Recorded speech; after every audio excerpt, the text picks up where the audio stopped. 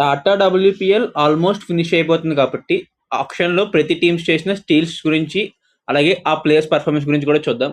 ముందుగా ముంబై ఇండియన్స్ నుండి Nicola carry ఈ ఆస్ట్రేలియన్ ఆల్రౌండర్ని బేస్ ప్రైజ్ 30 లక్షలకి తీసుకున్నారు. ఆడిన 6 మ్యాచ్లలో 149 రన్స్ స్కోర్ చేసింది. స్ట్రైక్ రేట్ 141, యావరేజ్ 37.25 కాగా బౌలింగ్లో వికెట్స్ 7, ఎకానమీ 8.9తో ఈ సీజన్లో పర్ఫామ్ చేసింది. గుజరాత్ జైన్స్ నుండి రాజేశ్వరి గైక్వాడ్ ఈ వెటరన్ ఆఫ్ స్పిన్నర్ ని ఆప్షన్ లో బేస్ ప్రైస్ 40 లక్షలకు తీసుకున్నారు. ఆడిన 6 మ్యాచ్లలో 10 వికెట్లు తీసింది. ఎకానమీ 7.63. రాయల్ ఛాలెంజర్స్ బెంగళూరుకి నెడెన్ డీ క్లర్క్ ఈ సౌత్ ఆఫ్రికన్ ఆల్రౌండర్ ని 60 లక్షలకు తీసుకున్నారు. ఆడిన 8 మ్యాచ్ల్లో 5 ఇన్నింగ్స్ లో బ్యాటింగ్ లో 126 రన్స్ స్కోర్ చేసింది. స్ట్రైక్ రేట్ 138.46, యావరేజ్ 142 కాగా బౌలింగ్ లో వికెట్స్ 15, ఎకానమీ 7.25. యూపీ వారియర్స్ కి హర్లిన్ డియోల్ ని బేస్ ప్రైజ్ 50 లక్షలకు తీసుకున్నారు.